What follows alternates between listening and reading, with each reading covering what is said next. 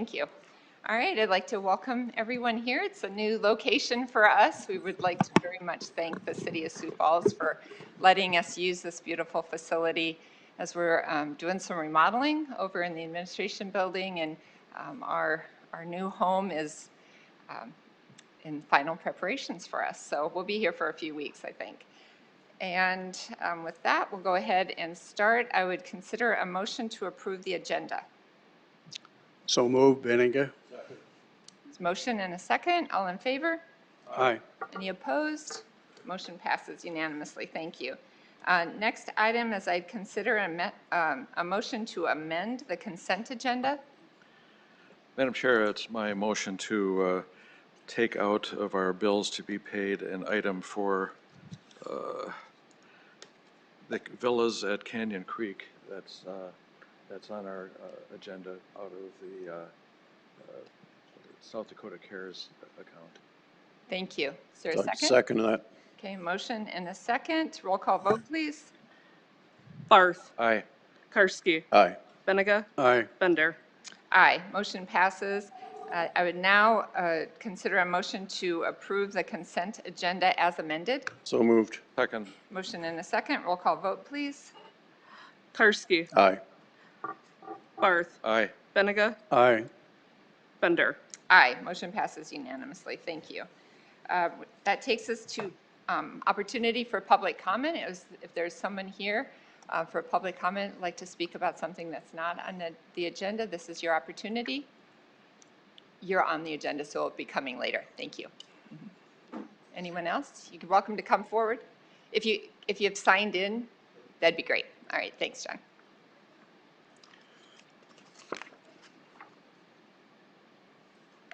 Hi, I'm John Sharda.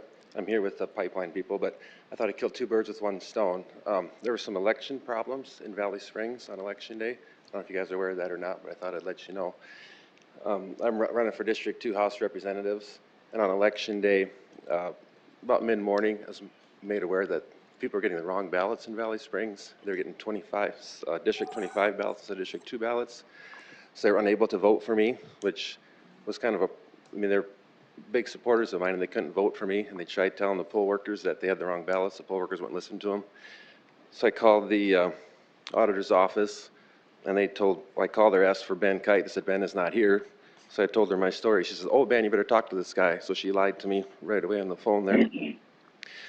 They also told me it was the voter's responsibility to make sure they're voting for the right people, which they tried going to the poll workers and getting the right ballot. The poll workers wouldn't listen to them. Also at 4:30, they ran out of ballots in Valley Springs, which they should know how many people there are registered to vote in Valley Springs. They should have enough ballots there. At 6:50, they ran out of ballots again. Also, other friends of mine called me, told me they went to go vote. Been Republicans their whole life, got there, and they weren't Republicans anymore. They don't know how that changed, so they couldn't vote for me either. And it's not all about me, but it's about the people's right to vote, right? They missed out on their opportunity that day. And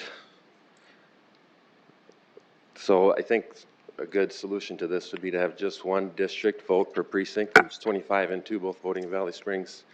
That would be helpful. Also,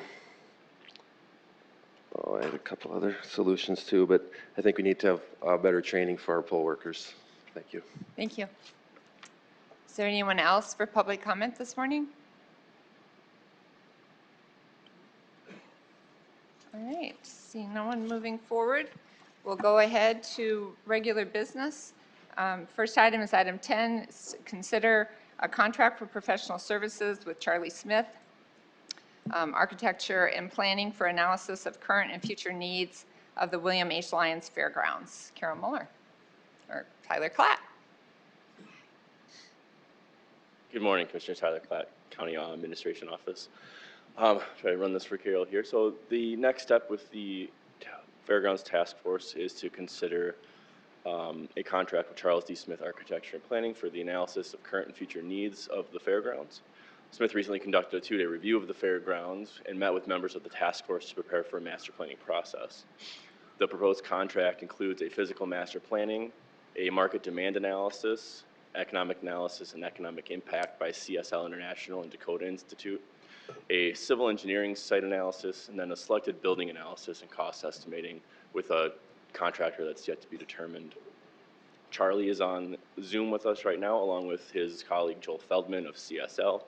I'd be sure they'd be happy to answer any questions. The proposed contract before you is for $165,000. All right, thank you. So Charlie, I believe I saw that you were on Zoom. Did you have any comments for us before you take questions from the commission? No, I think Tyler pretty well explained what we're doing.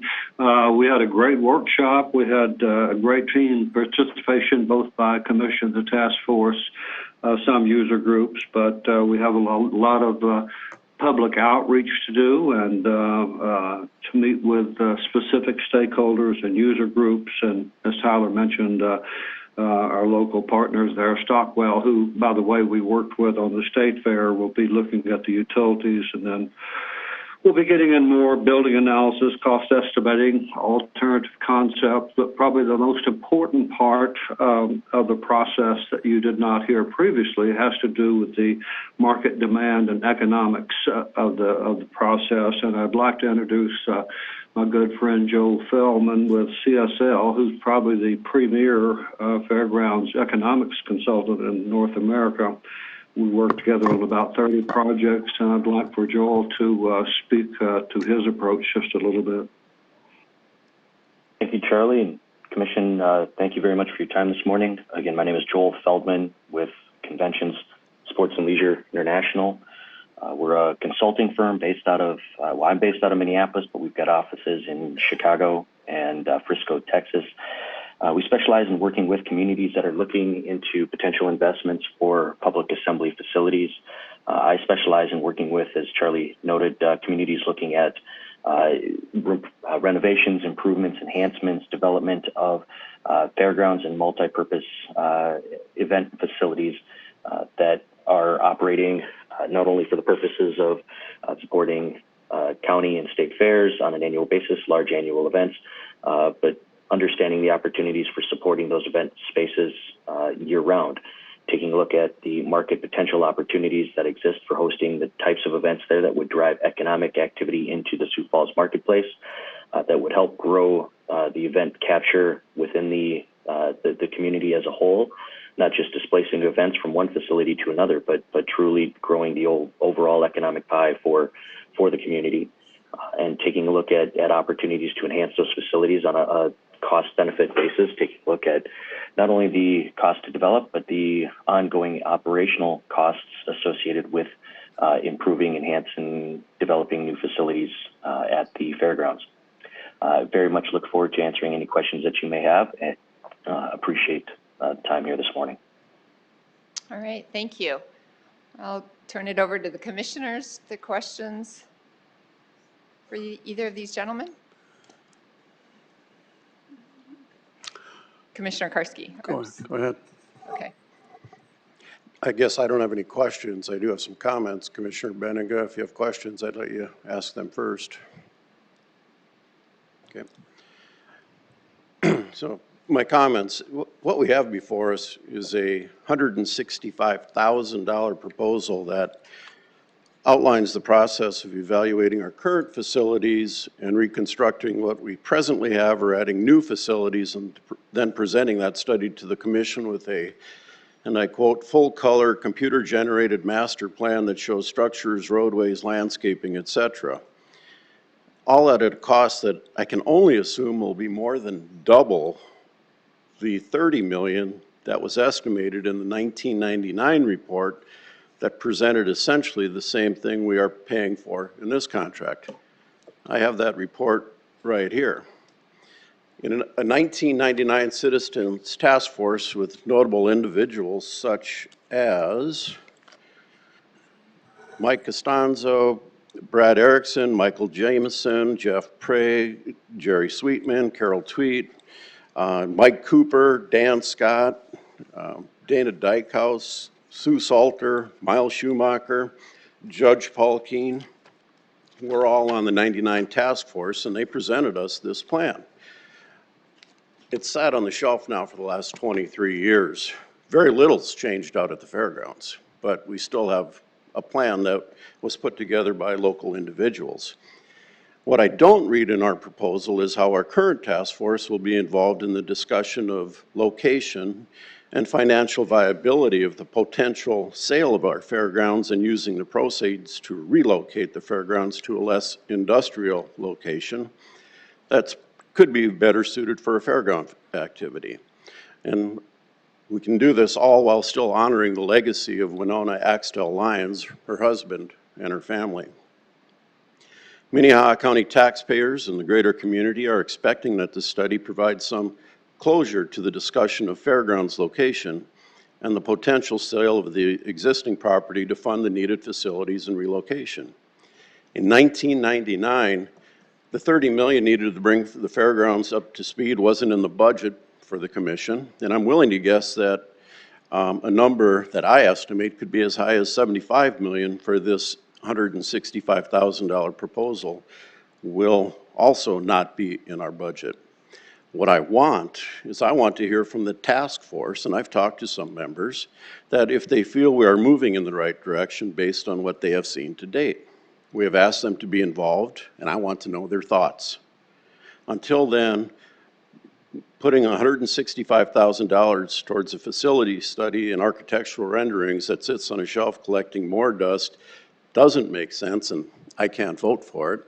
And I would make a motion to defer this vote on this contract till July 19th. And at that time, I would like a presentation. I would like meetings by our task force alone without any other representation from the Fair Board or from any consultants, and let them hash out what they've seen to date and come back to us with a recommendation. That would be my motion. Is there a second to that motion? Madam Chair, I would second that motion, but I would also say I don't agree necessarily with Commissioner Karski's reasons. I would say that in one of my other roles as East Dakota Water Development District, the city of Madison had some bad flooding in 2019.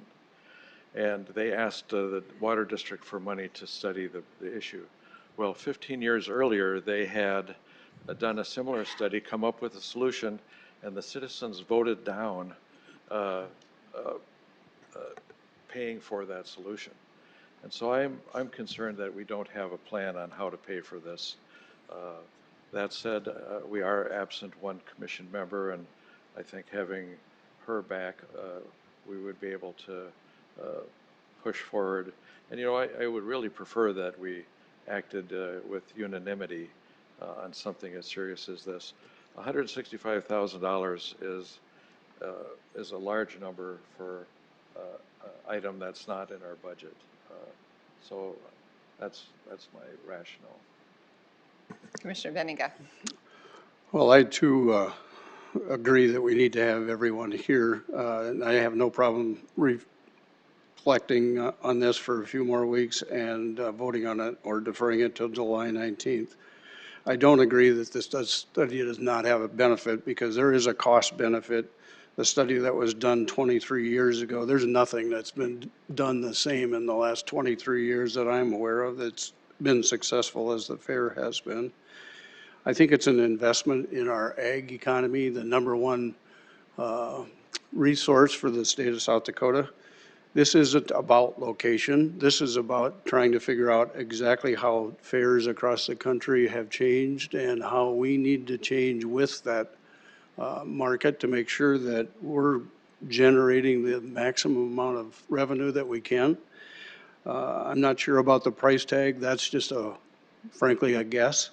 So I'm in favor of discussing this again on July 19th, but I think this dollar amount, although significant, is something that we need to use as a roadmap to get where we need to go. So I'm going to support it. You're going to support The survey to be continued and the contract at some point, be it July 19th, to move that contract. Okay. So the motion on the table right now is that we move to July, as I understood Commissioner Karski's motion, is that we move this item to July 19th, and that at that point that the fair task force report back to us without any additional information or anybody being able to talk to them, which I personally can't support. I could support moving this so that we could have an opportunity with all 5 commissioners here to discuss it more in depth about what's the best path forward to move this item forward. I think we all share a desire to not spin any longer on this issue, but to actually take a step forward that might help bring some finality, as Commissioner Karski said, to this issue. What I think we don't agree on is the best way to do that, and I'm not sure any of us really have a crystal ball that shows us the best way to do that. Commissioner Carol Mullard. I'm Carol Muller, Commission Office. My only comment was going to be with the holidays, the 4th of July, and a lot of vacations coming up. I think the 19th, if you want to go in that direction, is too early to get that group together. I think it will take more than a month to get them together with holidays. So that would be my only comment about it, is just the time frame. Thank you. Madam Other Chair, I commissioners? would ask Commissioner Karski if he would revise his prospective date. I'm open to proposals or ideas. I mean, July 19th, the 26th would be the 4th. We have a 4th Tuesday meeting, so that one would be acceptable also, July 26th. Is that, you want to move to August? What's the first Tuesday in August? I would just remind Commissioner Karski that you've got a lot of volunteers on a committee, and it's summertime when people have vacation plans, and to try to have more than one or 2 And that's my meetings. exact point, Commissioner, that, just going to my calendar here, that there are a lot of volunteers, and I don't feel that we've given them the opportunity to weigh in on, I mean, spending $165,000. So I would amend my motion to be August 2nd. I'll revise my second to support Karski. Okay, there's a motion and a second. Is there any further conversation? I guess since we have, Commissioner Benega. I'm sorry. I've had the opportunity to talk to commission appointed members to that task force, and the number one question is always about the market survey. It's the first thing that comes up, so I think we need to do it, but we need to do it so that the majority of them can be in attendance. I don't think there's a magic date to August 2nd or whatever the date is chosen to be. I think we need to survey them to make sure that we can get them together at a convenient time.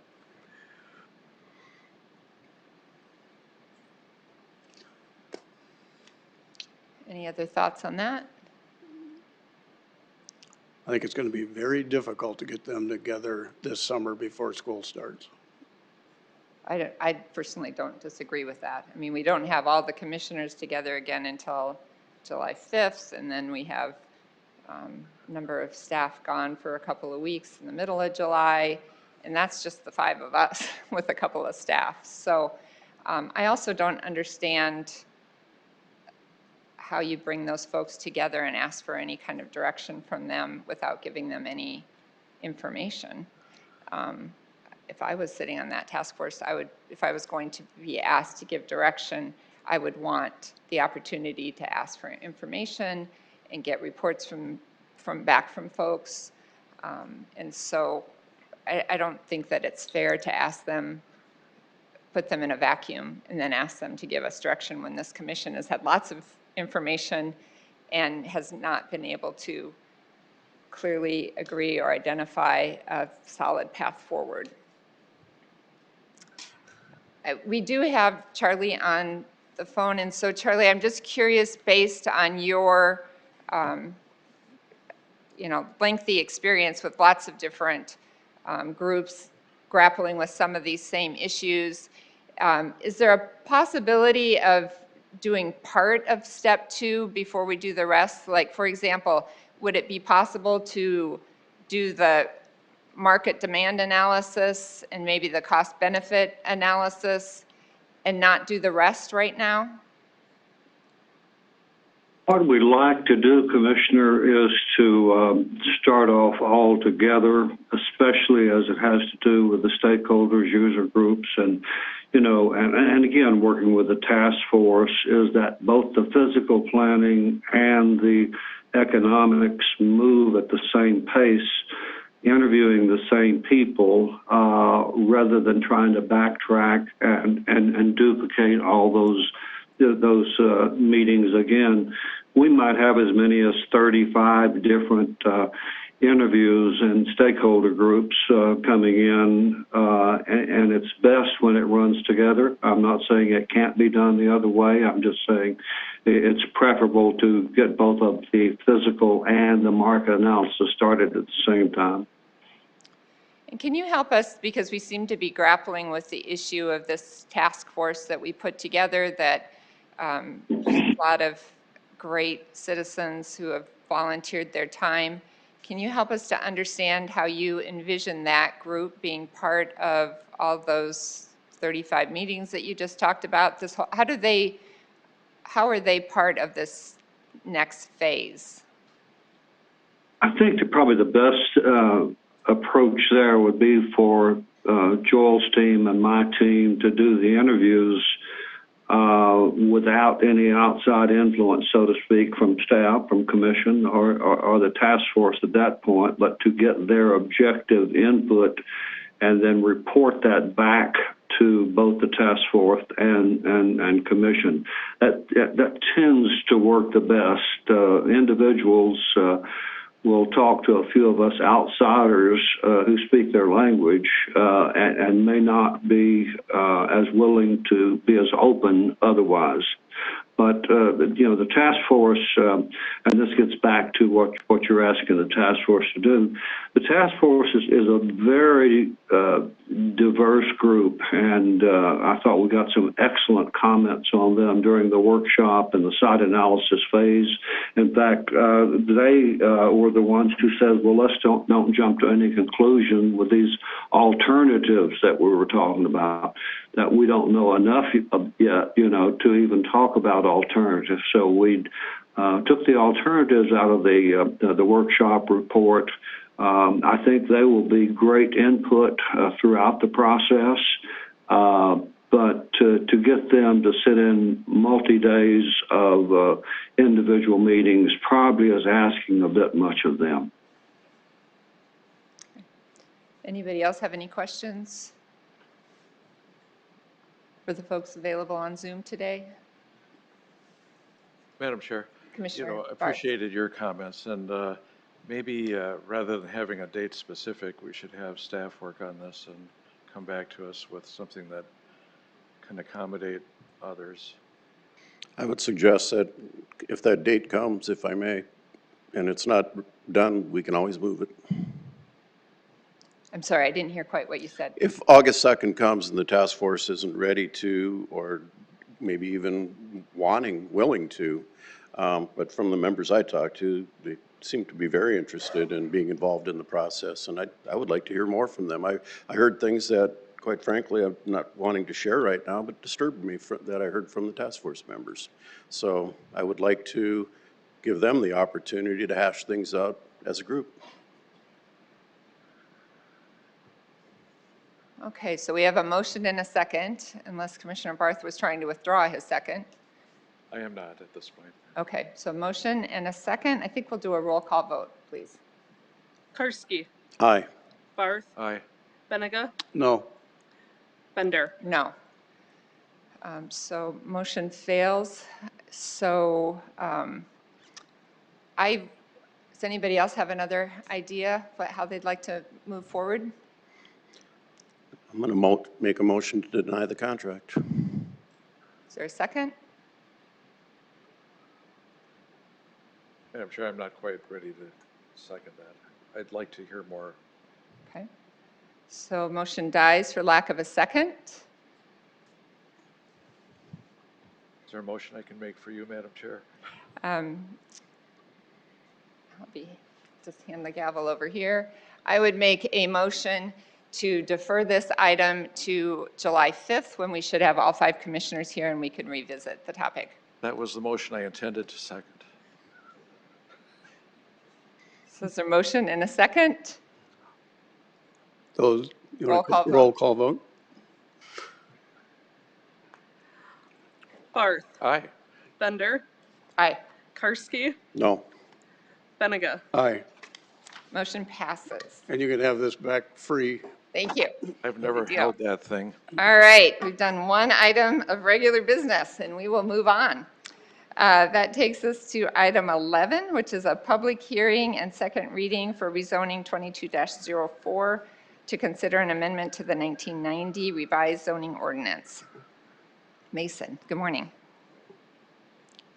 Morning, Commissioners. Mason Steffen from the County Planning Office.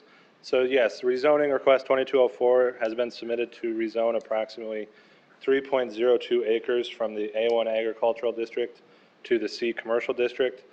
The property is located southeast of Rowena along County Highway 111, and there is a commercially zoned property to the north. This item has been before the Planning Commission. The first reading has taken place and it now requires a public hearing today. At the May 23rd Planning Commission meeting, the County Planning Commission did unanimously vote to recommend approval of this request. And I will go over some pictures if you want to go down, Jake. So here's just where the property is. So it's sandwiched in between a residential property to the south and that commercially zoned property to the north. And then we can scroll down to some pictures. So here's a picture looking north along the highway. Behind those trees there is where the other commercial property is. And then here's looking to the south. So this is the driveway looking to the south, and those trees there to the west are between the commercial property and the proposed commercial property and the residential property. I will just note in Rowena, it is in the Red Rock Corridor Overlay District, which requires some extra setbacks. Those trees on the south property line do meet the setback between commercial and residential properties. So that is enough buffer. There isn't an extra buffer they will need to meet. This is a picture of the current building on the property. Currently, it was explained to staff that this is used as data mining right now, and they basically want to expand this operation to either expand that or further uses in the commercial district. And then I think I have one more picture that kind of shows those trees to the south. And with that, the Board of County Commissioners may vote to approve or deny the proposed zoning ordinance amendment, which is an ordinance to rezone property from the A1 Agricultural District to the C Commercial District. All right, are there any questions for Mason? All right, if there are no questions, this is a public hearing. Is there anyone here for the proponents that would like to speak in favor of this item?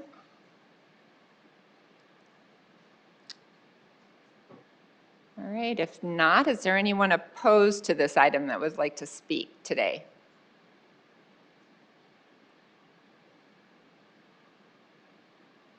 All right, seeing none, if there's no need for a rebuttal, I'd entertain a motion. Make a motion to approve, Benega. I'll second. Okay, a motion to approve, second. Roll call vote, please. Benega. Aye. Barth, Aye. Karski, Aye. Bender. Aye, motion passes unanimously. Thank you. That takes us to item 12, which is a public hearing and second reading for rezoning 22-05 to consider an amendment to the 1990 revised zoning ordinance for Minnehaha County to rezone from A1 Ag to RR Rural Residential District. Mason. Hi. Yes, Mason Steffen from County Planning Department again. So this rezoning request, number 2205, has been submitted to rezone approximately 35 acres from the A1 Agricultural District to the Rural Residential District. The property is located directly west of the Interstate 29 at the Baltic exit. Currently, the north portion of the property is zoned rural residential for the Coachman's Manor Mobile Home Park, and this request would rezone the south 35 acres in order to expand this mobile home park. The item has been before the Planning Commission, and the first reading took place on May 24th. With that, the scheduling for this item was a little mixed around. It was originally scheduled before the Planning Commission for the first reading to be on June 1st, or sorry, June 7th, but due to the election on that day, the first reading was moved forward 2 weeks to the 24th. Due to that, the second reading was moved from the 28th of June to today. It's kind of a little bit of a confusing situation due to the election there. But since on the first reading we noticed the public hearing for today, we still had to have the meeting for today. But the petitioner is requesting that any action be deferred to next week's meeting so that their legal counsel can be here today. With that, at the May 23rd Planning Commission meeting, the County Planning Commission did recommend denial of the request with a vote of 3-2, and I will go over the request a little bit if we want to scroll down again. So here's the south part of the property. You can see on the north, above the red line, is the current mobile home park, and the south side is the part that is being requested to be rezoned. You can see half of it is about ag cropland, and the other half is water, sewer, wetland, and that pond in the southeast corner is the current sewage pond for the existing mobile home park. And if you scroll down to the next one, I do have this here. So in the current regulations for Minnehaha County, sewage disposal ponds are not allowed in the water source protection area. So this is one of the main reasons why this request was denied. As you can see, that sewage pond is partly in the water source protection area. That was allowed due to this being a property that has been rural residential since before the current zoning ordinance. But if this request was allowed to allow more property or more mobile homes on the property, that current sewage system would either need to be designed by the state of South Dakota and engineered, or moved out of the water source protection area. And then I will scroll down a little bit to show some pictures.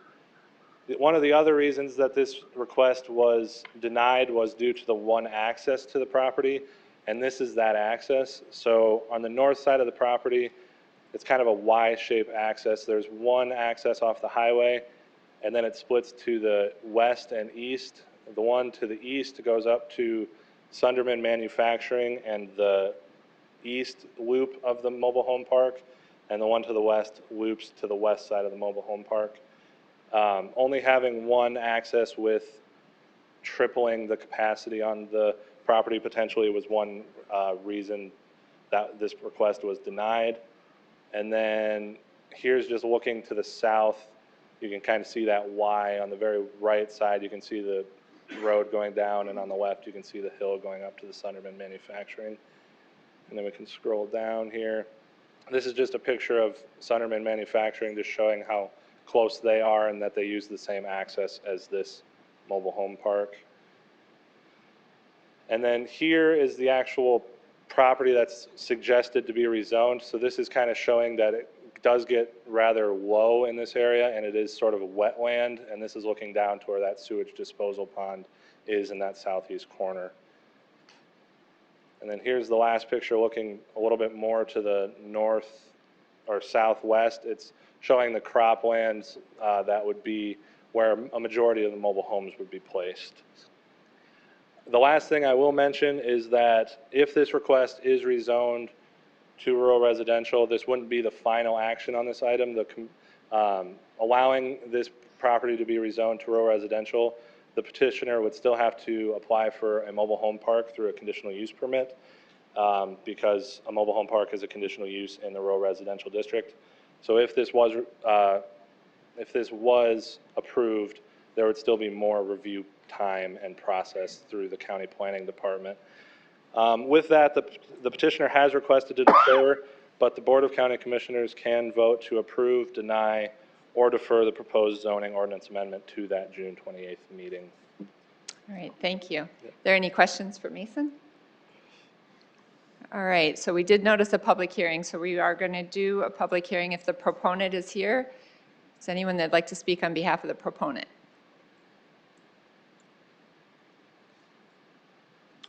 morning, Commissioners. Damian Gribble with Earhart Griffin and Associates Civil Engineers for the project. We are here to ask for a deferral on this proposal as laid before you. And hearing Mason's statements, I understand that the concerns are the location of the lagoon and the access point. If there are any other concerns that we could discuss at our next meeting, I'd be more than happy to address those at that meeting. But again, at this point in time, we would ask for a motion to defer. All right, thank you. Thank you. Any questions? All right, anyone else for the proponent? Is there anyone here in opposition to this item that would like to speak?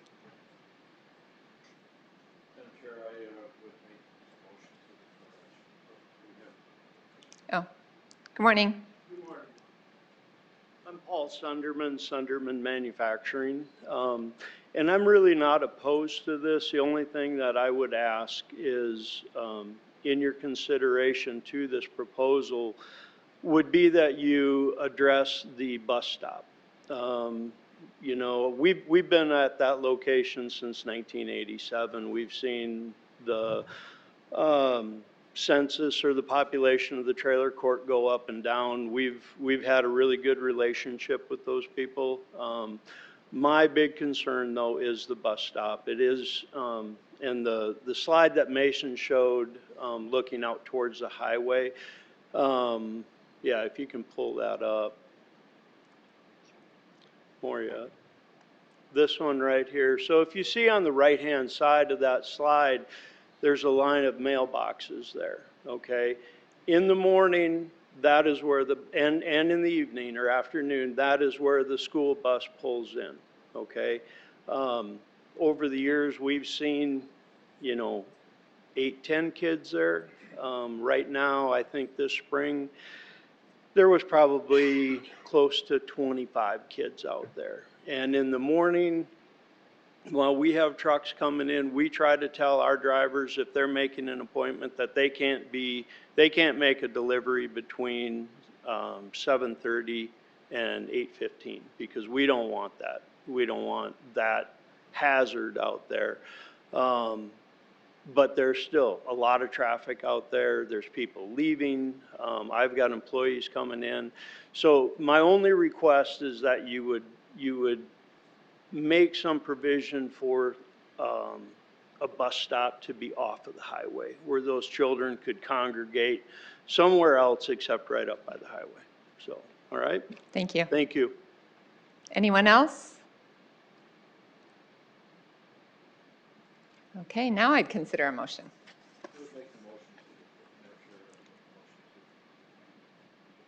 I'd like to hear myself too.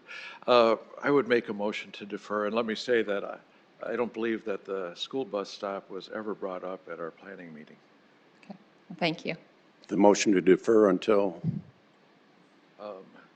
Do we have a staff recommendation? Our recommendation would just be next week, June 28th. That's my recommendation. Motion to defer till June 28th. There's a second? I'll second that, but I would ask, is that enough time? I believe so. Okay. Okay. Motion and a second. Roll call vote, please. Barth. Aye. Karski. Aye. Benega. Aye. Bender. Aye. Motion passes unanimously. Thank you. We'll consider that next week. So that takes us to item 13, which is consider a motion to approve a preliminary plan for Renner Corner addition. Mason, Yes. you're a busy guy today. Yeah. So this request was submitted by Ron Jensen and DGR Engineering for a preliminary subdivision plan for Renner Corner addition. The landowners for this request are Sorum Holdings 2 LLC. This request was rezoned to the commercial district at the May 24th meeting, County Commission meeting. The site for this new commercial development is located at the Renner Corner along County Highway 115. The proposal is for 7 new commercial lots on the property. And the Planning Commission and County Commission must approve all preliminary subdivision plans. And the County Planning Commission reviewed the preliminary plan at their May 23rd meeting, and they did unanimously recommend approval. So action should be taken to approve, deny, or amend the Renner Corner Addition preliminary plan. All right, any questions for Mason?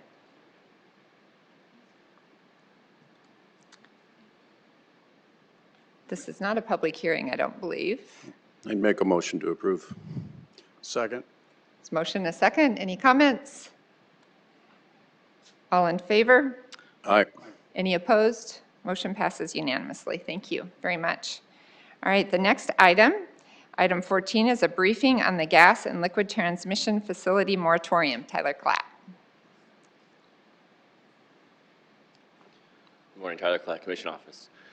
So on May 17th, the Commission reviewed a draft moratorium concerning gas and liquid transmission facilities. The intent of that moratorium is to provide time for staff to research and develop an ordinance. The Commission delayed discussion on that moratorium to allow for the PUC to act on a pending action concerning Summit Carbon Solutions filing deadline. On June 8th, the Public Utilities Commission moved to indefinitely extend the decision date for Summit Carbon Solutions so they can finalize their application. The draft moratorium, originally presented on May 17th, has been revised to recognize the PUC's application extension and is attached for your consideration. All right, thank you very much. So I would imagine a lot of you are here today for this item. We've had a number of hearings on this item, I think more than any other issue since I've been on the commission, honestly.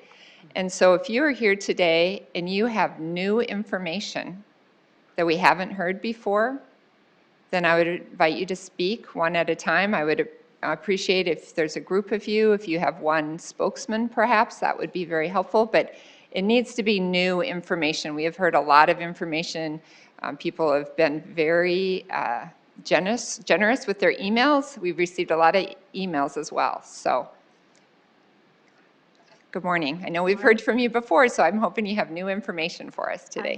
I have new information, kind of similar to what you need to talk better. Okay, everybody can hear If you me. could give us your name and I don't, yes. I'm Betty Strum, and I'm a Minnehaha County resident. The Summit CO2 pipeline is routed to entirely cross both of my tracts of farmland.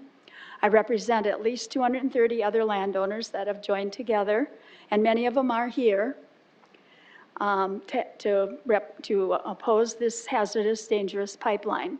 We can't afford highly paid representatives to promote marketing to influence your opinion. We take time off from work and obligations to tell you how this pipeline will affect our business, the value of our land, our health, our safety, our peace of mind, and the area where we live. Please understand how important it is for the county to establish regulations to protect people in Minnehaha County. The South Dakota Public Utilities Commission, PUC, does not have the authority to do so.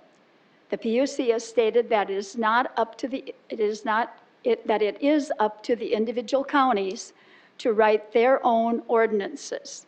The PUC will not advise or provide guidance. The PUC does not regulate hazardous pipelines. You need to contact the PUC to clarify that if you want to. Recently, the PUC agreed to extend indefinitely the time for Summit to finish their routing decisions. Some interpret this to mean there is no rush. Please, it doesn't mean you have a lot more time to gather information and develop Minnehaha County regulations.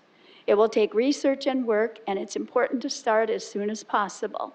Indefinitely is as soon as Summit has determined their route, which they will do as quickly as possible. Understand that indefinite means the date can move either forward or backward. The PUC does not technically site or route hazardous pipelines. The PUC simply says yes or no to the route that's put before them. So who can site or route these pipelines? Not the legislature, not the governor, not the courts, not the PUC, but the county, through zoning and setbacks. They can effectively route the pipeline by establishing the hazardous pipeline setbacks. And so it'll be up to the county to do this. Betty, remember we're talking about new information. This is new information. I think you've told us about the ordinances before, so try to keep it to new information, Well, we're please. asking for the moratorium to do these setbacks, and we're giving you some information about what we'd like. I think you've given us that Is a information. 1 mile setback from any inhabited structure reasonable? We think yes. How about a 2 mile setback from any school, daycare, hospital, or nursing home? Look at a map of our county and plot out especially sensitive uses. We know the county's growing that need the setbacks. We really we really don't want to become a pipeline highway for out-of-state investors and foreign investors that are in it for the tax credits. Please realize that passing a moratorium is extremely important in order for you to have time to develop the regulations that are best for future development plans and the health and safety of your constituents. I also want to point out that Summit in particular has been stating to counties that large amounts of taxes they will allegedly pay. They are overstating by 10 times, according to the Department of Revenue calculations, for a county commissioner that called for the Department of Revenue for their opinion. All counties should do this to determine their actual likely revenue amount. Please be aware of the New Netherlands CO2 study that has more information about the area needed for setbacks. Their study shows 4.5 miles are needed for safety. There's also the disastrous results from the Mississippi CO2 pipeline explosion, and I'm sure you've received the link to both of those in your emails. And so I hope you've taken the time to take a look at those.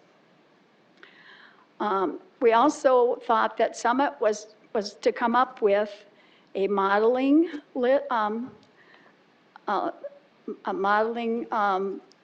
that shows about what would happen with the CO2 under pressure, and we haven't seen that. I also want to mention the city of Hartford. The current pipeline route is extremely close to them. I taught at West Central for 32 years, which is in Hartford, and of course I'm very concerned about that community. I want to state that we are not anti-ethanol. We are opposed to the pipeline due to the safety issues and the web of pipelines that will be created. I'm a shareholder in an ethanol plant. I'm not opposed. The CO2 produced to capture and pressurize CO2 cancels the environmental impact of the CO2 sequestered. Please pass the moratorium to protect the citizens of Minnehaha County. Thank you for your time and attention. This is a very important matter. Thank you. Is there anybody else that would like to speak?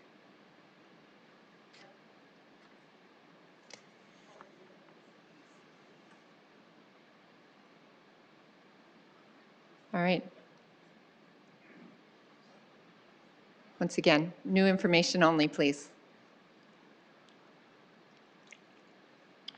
My name is Brent Neese. I'm with Summit Carbon Solutions. I'm here to talk about pipeline safety. So just here to talk about pipeline safety. There's been kind of questions that, Summit is not going to be regulated in any sense.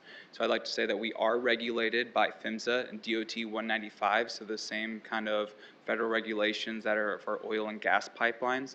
And when you're looking at the design standpoint from the maintenance, construction, and even crossings, there's a lot of standards that are set forth for us that we actually have to adhere to. And we actually have to meet these standards, and in our case, we're actually going above and beyond because we want to be a good, good to the community and making sure that we're working for the longevity of our integrity of our pipeline.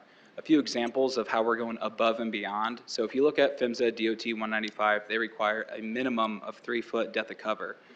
Summit will be doing 4-foot minimum depth of cover across the entire project, except at road crossings where we'll be going 5-foot depth of cover.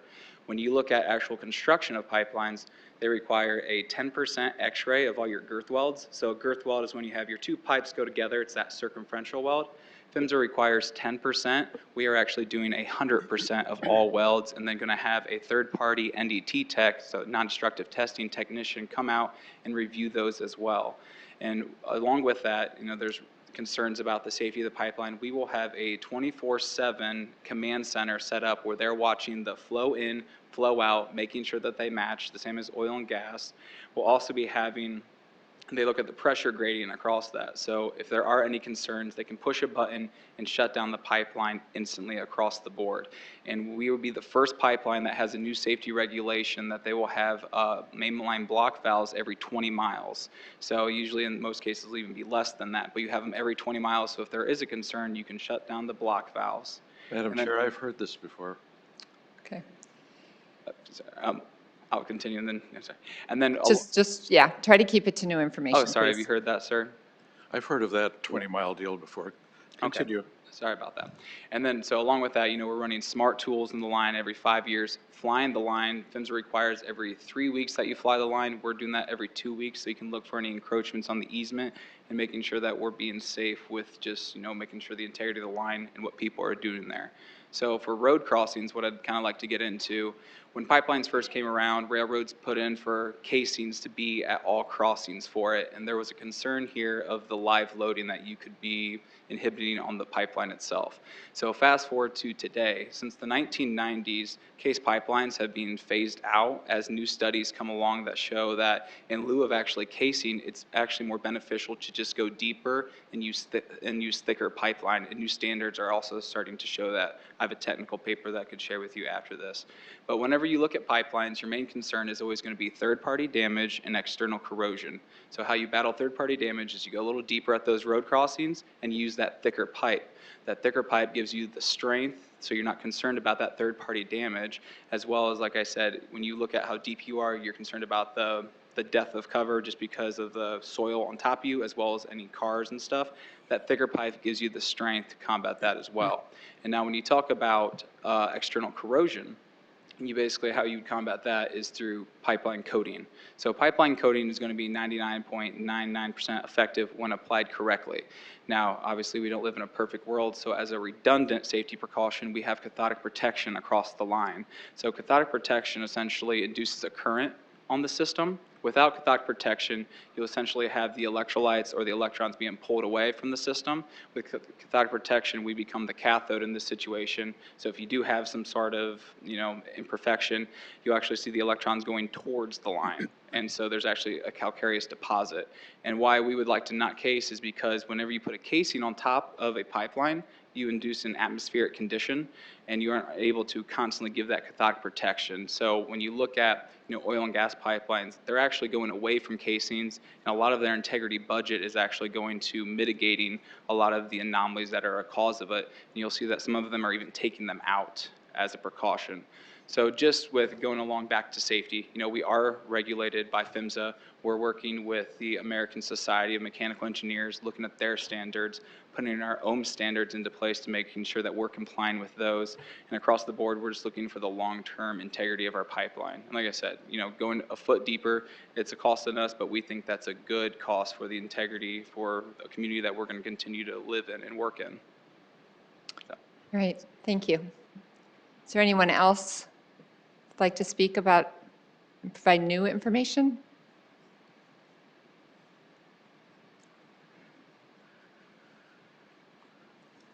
Chairman Bender, members of the commission, I'm Jason Gloat. I'm the South Dakota point of contact for Navigator Carbon Pipeline. Our project is called the Heartland Greenway. If anybody would like more information, we've got a website, heartlandgreenway.com. We've even got a South Dakota page that goes into detail.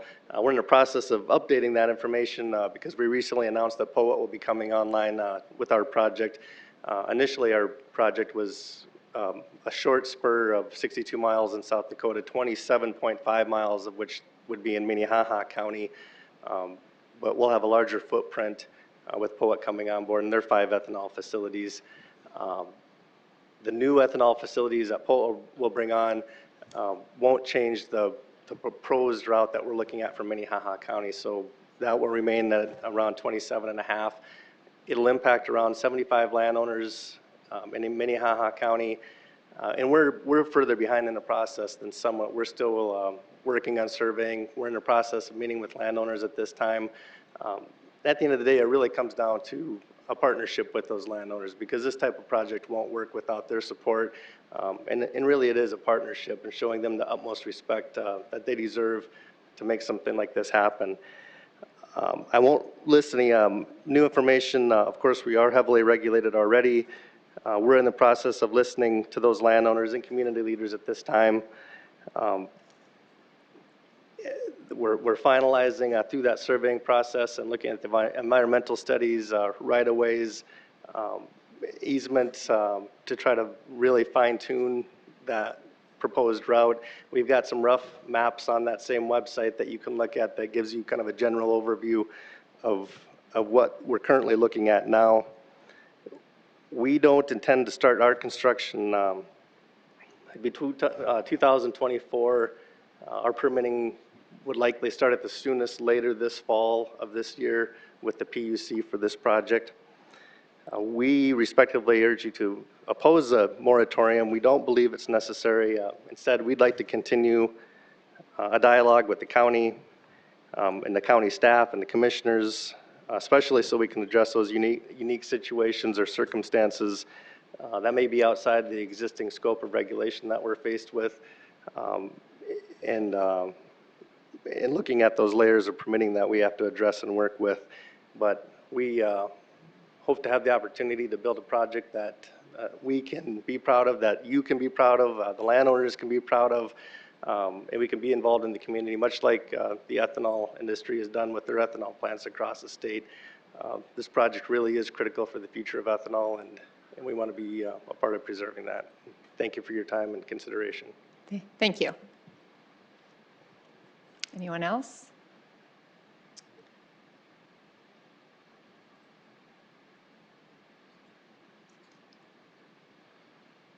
I know you've spoken to us before too, so please make this new information.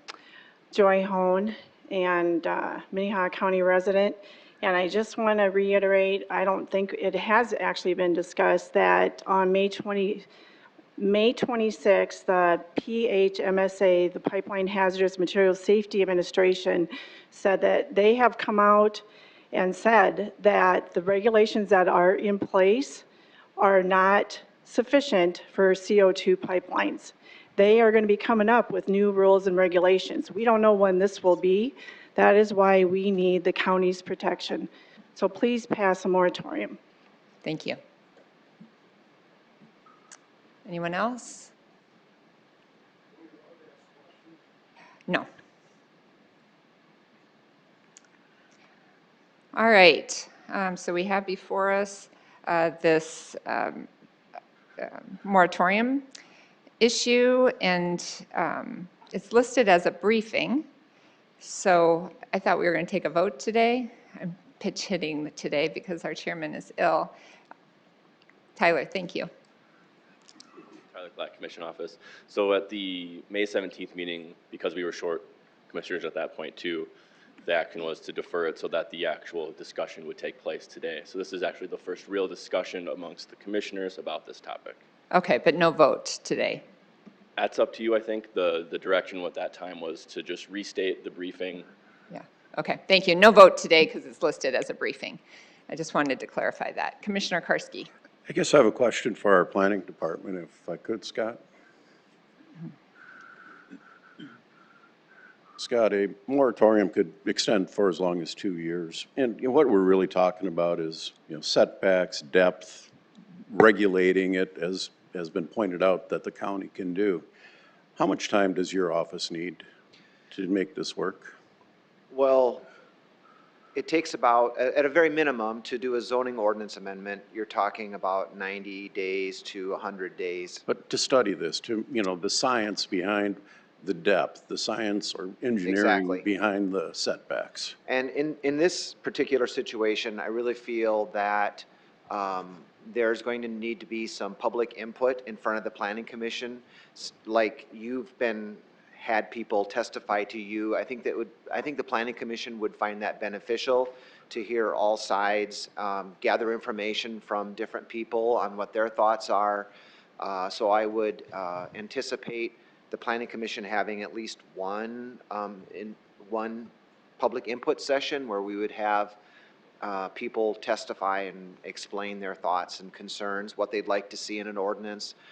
Then it would go back to me as in my office to craft a zoning ordinance in conjunction with the state's attorney to make sure that it's properly written and it would cover the issues that we would like to have addressed. And then we would have a hearing, a formal hearing in front of the Planning Commission. And at that point, from that point of, a hearing in front of the Planning Commission, the bare minimum would be 90 days.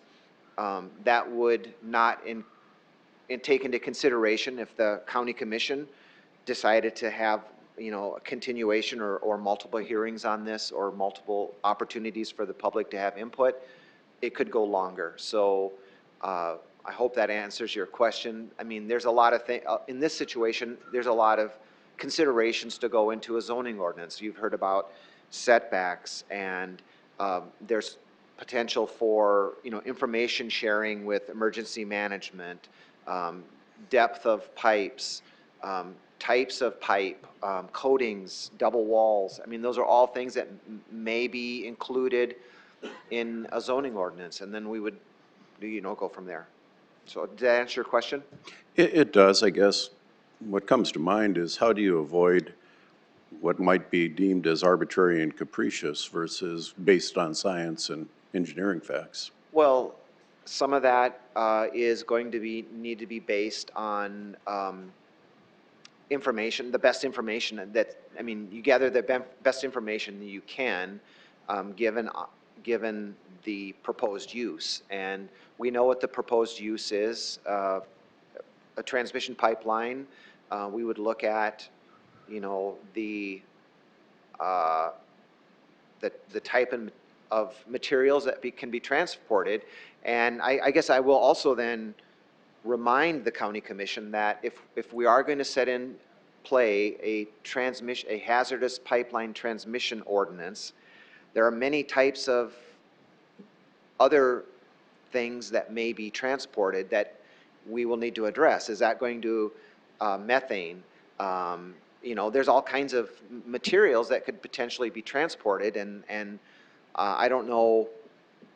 I want to make sure that we are fairly regulating all hazardous materials, and so the scope of an ordinance may be much broader than we're anticipating when we're looking specifically or only at CO2 or carbon dioxide. I mean, there could be methane or oil or natural gas. I mean, I'll have to do research. Is natural gas a hazardous material?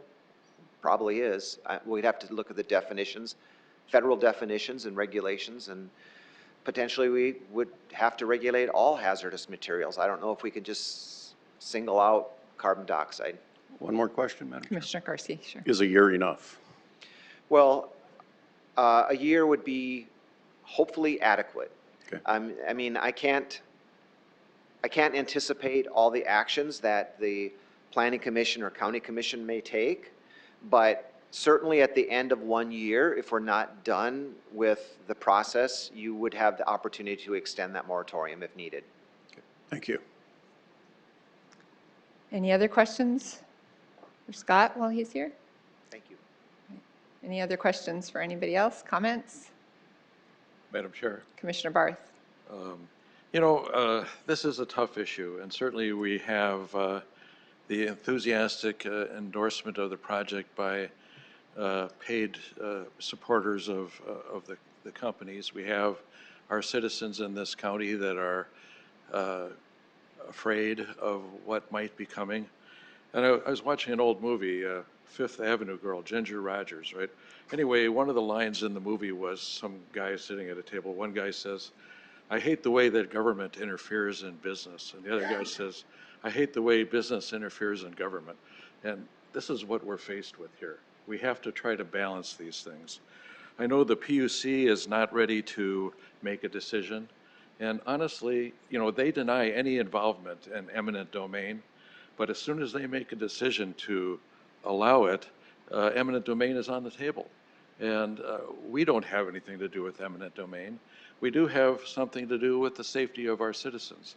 I think that Scott laid out a plan that, hopefully the hearings will happen after I'm retired, and Gerald can be there. But truly, it's a tough situation, and I have only been here 16 years, but this is the most email I've received on any particular issue. I do advocate for, you know, a long moratorium. We can always revise it and cut it down. But that's where I'm at with things. All right, thank you. Commissioner Bendigo? Scott, I didn't ask you this. If you wouldn't mind coming back, I'm sorry. Thank you. One of the things that was brought up in the multiple conversations over the last few months is about the fire and rescue training. Most of the fire volunteers that we had talked to said they had no information, no knowledge, no training, no support of that particular concern. Can that be put into a moratorium or not? Well, I think it can be somewhat addressed in a zoning ordinance. Okay. In that, in order for a transmission pipeline to receive the conditional use permit or to be approved, however the zoning ordinance is written, they may need to share information specific to like emergency management, what steps or what they're transporting, explain how it can be addressed if there are rupture issues, what might be needed. But certainly this would have to be an issue that it would be a spillover or a crossover issue that emergency management would have to be aware of and deal with. So, I mean, we can write in an ordinance that they have to share information or provide information to specific information to emergency management.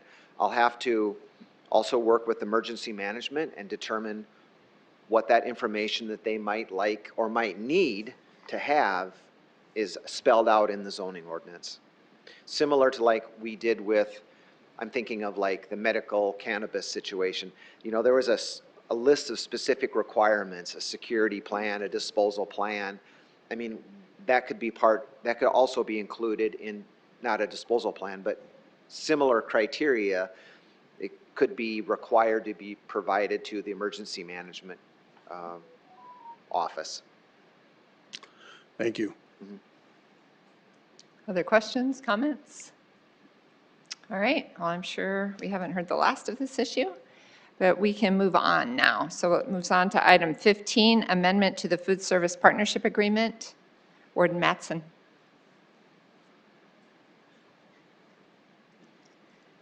Good morning, Commissioners. Mike Mattson, Warden of the Minnehaha County Jail. Before you is an amendment for our food service contract with our annual price increase.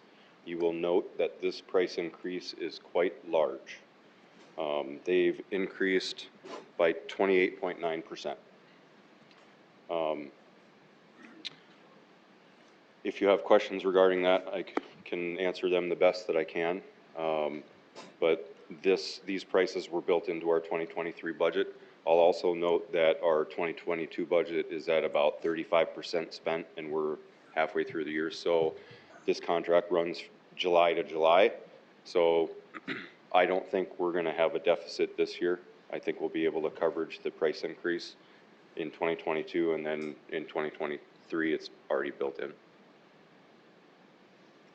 Questions for Warden Mattson? Commissioner Barth. Warden, so is this just an extension and modification of our existing contract? So we didn't put it out for bids or anything? Correct. This is we just signed the new contract with Summit last year. This is an annual price increase. That's what's built into the contract. So it's an initial 2-year term and then 4 years of extensions if we elect to. So when will this contract be up and it go potentially back for bid? We could go to RFP in 2024. Anyone else? I will note to that effect that all the companies are having the same issues. Their labor costs have gone up. I asked Summit you need to break this down for me. Why are we at 28.9% across the board? And they were forthcoming, and they did provide me with some information. The leading cause of it was their main supplier got out of the correctional food business. So they had to go with, I believe it's Cisco, and they provide food for restaurants and hotels, and their cost is more. Commissioner Benega. Mike, is there fuel charges with this contract? Pardon? Is there fuel surcharges with this contract? Some of the contracts have surcharges in it for if the gas prices go up, their prices go up. I don't believe so. I don't recall seeing that in any of the language of the contract. Okay. Any other questions for Warden Mattson? Commissioner Karski. I guess a comment. We've been working with Summit for a long time. Long time. And they've been a good partner in what we're doing, and I don't see this as, well, a year ago they gave us a sweetheart contract so they could raise the rate this year. I think everybody knows what's happening to the prices of everything. Everything. Most people anyway. But I'm supportive of this, and I'd make a motion to approve. Second. Motion and a second. All in favor? Aye. Aye. Aye. Any opposed? Motion passes unanimously. Thank you. All right, that takes us to item 16, which is to consider bid results and award recommendations for Highway 130 and 137 intersection improvements. Good morning, Jacob. Good morning, Commissioners. Jacob Morris, County Highway Department. So we had a construction project bid June 1st, which is an upgrade of the 130, 137 intersection, which is directly south of the city of Crooks. This project would improve safety at that intersection by adding turn lanes to reduce the amount of time the vehicles have to spend in the intersection. It adds an overhead blinking light. East and west is red to correlate with the stop signs. North and south is yellow. And then it would also be a street light in this intersection as well. Our request is that you award the project to Double H Paving. The estimated completion date for the project is October 14th of 22. Any questions? Commissioner Karski. Jacob, so east and west, there's stop signs, but north and south, there is not, correct? Correct. Last year, we had a pretty serious accident at this corner. And from talking to the person that was involved in the accident, he saw the stop signs on the left side, and he assumed that they were for the northbound traffic. And it confused him. And so having stop signs on both sides of the road is somewhat unusual, maybe not totally unique. I'm just curious, why where two county roads meet, you wouldn't have a four-way stop? Why would we not have a four-way stop at that Yeah. location? If we put a four-way stop here, it would slow down the traffic considerably, the amount of time that cars spend in this intersection. And then there's significantly more traffic that goes north and south. So what you're going to end up seeing is less people stop at the stop sign. You're going to see a lot more stop sign violations if you were to put stop signs in the north and south. In the traffic study we did last year, that is something we looked at, was always stop at this intersection. And it was ultimately decided this was a better solution. On the dual stop signs, that is something that we implemented throughout Minnehaha County 2 years ago, time frame wise. It's something suggested from Federal Highway just to grab people's attention a little bit more. Okay. Commissioner Barth. Jacob, was this one of the intersections we were looking at putting a roundabout in? It is, yes. But we're not putting it in on this project. But sorry, I didn't We're catch not that. putting in the roundabout on this project. We are not, no, nope. As far as mobility of the intersection goes and the amount of time that cars are delayed at the intersection, this stop-controlled situation was very similar to what a roundabout was. The roundabout costs quite a bit more than what a two-way stop did with turn lanes. Madam Chair, I'd make a motion to award this bid. Second. Motion and a second. Any other comments? Roll call vote, please. Barth. Aye. Karski. Aye. Benega. Aye. Bender. Aye. Motion passes unanimously. Thank you. That takes us to item 17, which is to consider bid results and award recommendations for MC 22-06 structure 50-101-080 replacement. Jacob. Yes, on May 25th, we received 4 bids for this structure replacement. The structure is located about a half a mile west of the Tri-Valley School on County Highway 118. We like to get our posted structures removed off of our county highways as quick as possible, especially due to the grain facility over there at Lyons. There's a lot of farmers that use this, and as it's posted right now, you couldn't go over it with a loaded truck. We gave the contractors an option of completed it either in 22 before winter or early in 23 before school starts up again. I think August 5th, 23 would be the completion date. The contractor has tentatively selected to complete this project in 22, but they can't commit until they have a contract and know how their other projects are going. Questions for Jacob? I'd make a motion to award this contract as well. We'll second that. Motion and a second. Roll call vote, please. Barth. Aye. Benega. Aye. Karski. Aye. Bender. Aye. Motion passes unanimously. Thank you.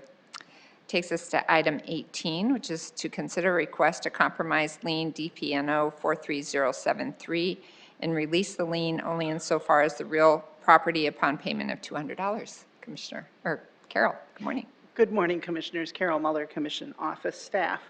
Before you today is an action requested to compromise lien DPNO 43073 only so far as the real property with payment of $200. This property goes back several years ago when it was purchased through a tax deed purchase, and a lien followed it with the person who had previously owned the property.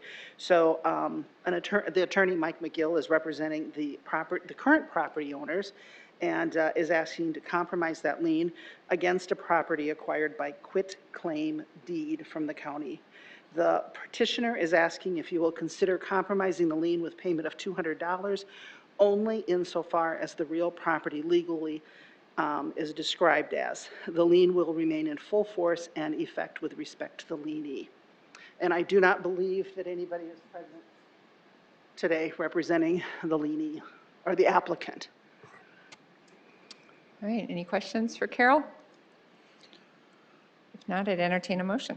I would make a motion to compromise the lien for the $200. Second. Motion and a second. Any other questions? Roll call vote, please. Benega. Aye. Karski. Aye. Barth. Aye. Bender. Aye.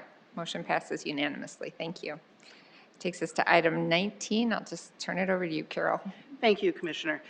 Compromise of lien DPNO 36260, which is an amount of $6,109.69. The request is to compromise that in full with no payment.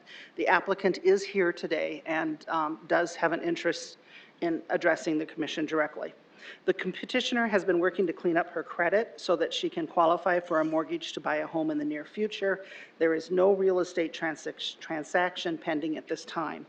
In her narrative, she explains the many challenges and circumstances that have affected her credit, how her finances are spent, and how she is currently receiving assistance with her rent payments. She also discusses how she has been unable to collect on a $9,750 settlement and can't seem to get the help that she needs to enforce that payment. The petitioner states that she is unable to offer a payment to help satisfy the lien because she is unemployable and only receives $841 in monthly Social Security. The lien concerns her because she believes that when the time comes to purchase a home, she will not qualify for a loan because of it and is asking for your support in compromising it. All right, thank you. Any questions for Carol? Okay, I know the applicant is here. You can just stand where you are. You don't need to identify yourself. And you can speak there if you can speak up a little bit. Thank you. Yes.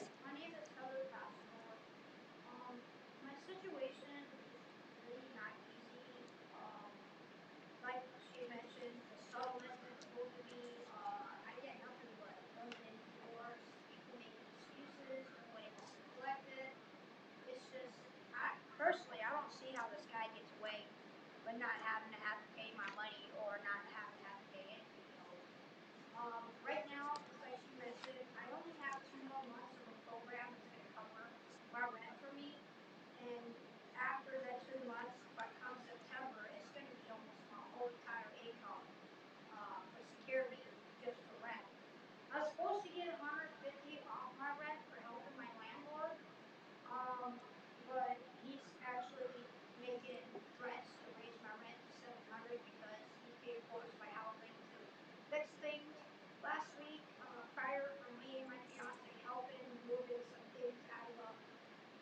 tenant's property that was evicted by law enforcement.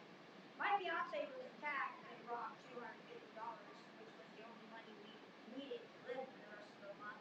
My fiance's been unemployed since Applebee's because he's been let go.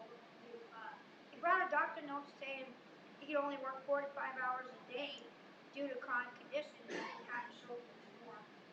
I tried to get work through Department of Labor, Salvation Army. They used my abilities against me to accuse me of being an issue.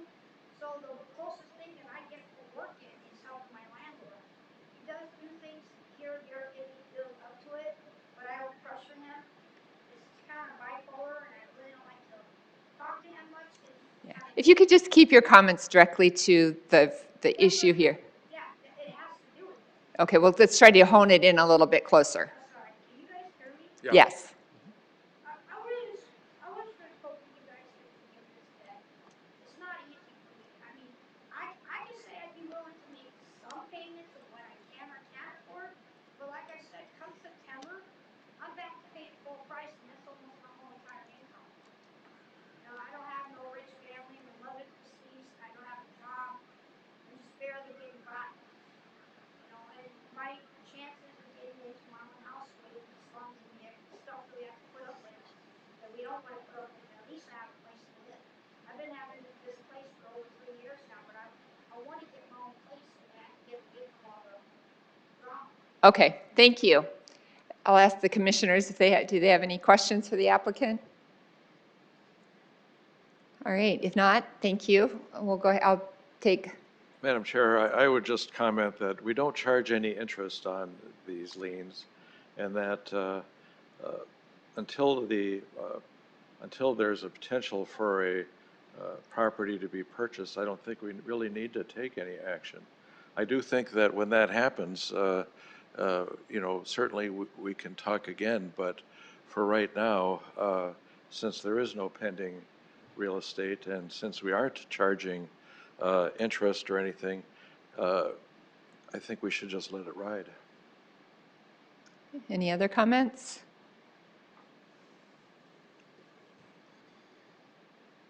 Are we going to let this die for lack of a motion? And that's what I was going to ask, if there were any motions. All right, if there.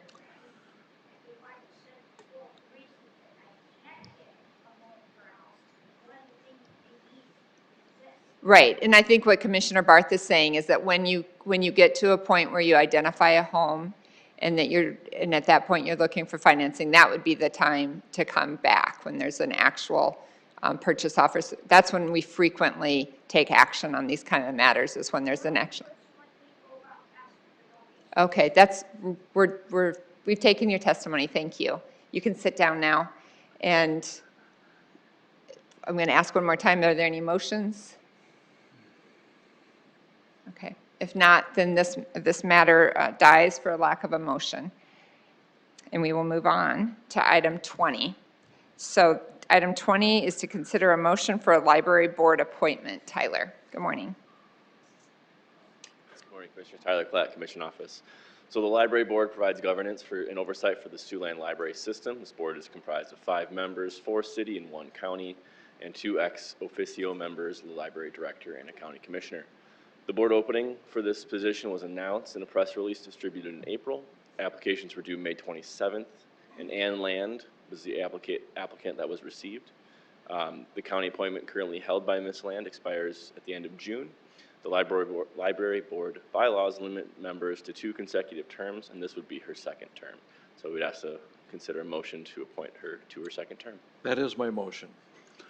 Second with a comment? Okay, Commissioner Karski? Ann's been very active in the board. Jody Fick, library director, emailed me and asked for support, and I fully support this appointment. Just want to put it out there. We've got a good library board. They're doing a great job, and Ann's willing to do another term, and I think we give it to her. All right, so we have a motion and a second. Any other comments? All in favor? Aye. Aye. Any opposed? Motion passes unanimously. Thank you.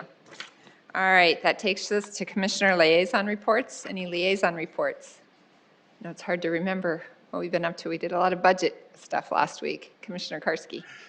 Last Wednesday, I attended the Southeast District meeting of county officials and county commissioners in Minnehaha, lovely small town. It was very well attended. I was amazed at the attendance. There were probably, I don't know, 30 plus people that attended that meeting. Good discussion. It's great to meet with your peers from other counties, and that's where I was last Wednesday from 11 o'clock to 2 o'clock. All right, thank you. Anyone else? Commissioner Barth and then Commissioner I'm Benega. sorry I missed the free food. It was good. Commissioner Benega. I won't give any of the details at this point. I'll just say that in the last couple of weeks, I've been involved with, besides the budget hearings, the Homeless Advisory Board, the Fair Board, and the JDC repair and replacement conversation. Yeah, I know there's a lot of meetings going on. I've also attended the Accessible Housing Board. We continue to try to make forward progress. There's been some changes in the city structure of their department that kind of oversees that board. And so we continue to try to identify projects that we can make an impact on the housing situation, affordable housing in our community.